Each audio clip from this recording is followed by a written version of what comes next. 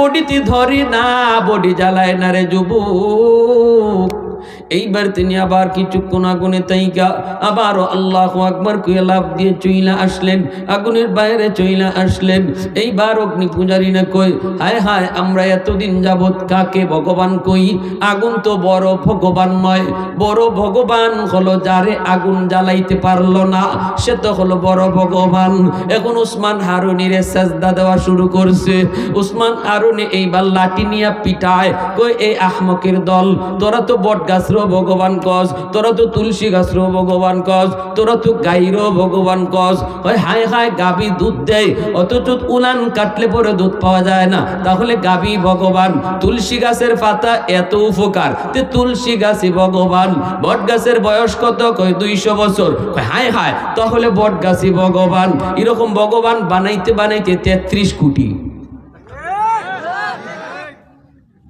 বানাইতে বানাইতে এখন উসমান হারুনিরও ভগবান বানাই ফেলেছে। উনি লাঠি নিয়ে পিঠা, আহমকের আহমক, আমারে আগুন যে জ্বালায় নাই, এটা আগুনের, এটা আমার কোনো কেরামতি না, আমি আগুনের মালিকের ইবাদত করি। তোমরা যদি আগুনের মালিকের ইবাদত করো তাহলে আগুন তোমাদেরকেও জ্বালাবে না। মুহূর্তের ভিতরে সবাই কালেমা পড়ে মুসলমান হয়ে গেছে। জন্নুন মিসরি, ও মালিক, কেমন করে নদী পার হব? আল্লাহ কয় আগুন পানি, আমি আল্লাহর কথা শুনে নদীর উপরে যায় নামাজ তুমি বিছায় দাও। উসমান হারুনি যায় নামাজে বইসা তিনি নদী পার হয়ে গেলেন। এইবার তিনি বলতেছেন, মালিক, বিচ্ছুটা কোন দিকে যায় আমি দেখব। কেন বিচ্ছুটারে তুমি নদী পার করাইছো? কেন বিচ্ছুটারে এইভাবে নদী পার করাইছো? বিচ্ছু কোন দিকে যায় আমি দেখব।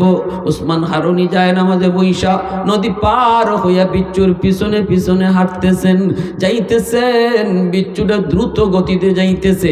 হাওরের মাঝখানে একটা গাছ, গাছের নিচে একটা যুবক মনের আনন্দে ঘুমাইতেছে। ওই যুবকটার দিকেই বিচ্ছুটা যাইতেছে। উসমান হারুনিও বিচ্ছুর পিছনে পিছনে যাইতেছেন।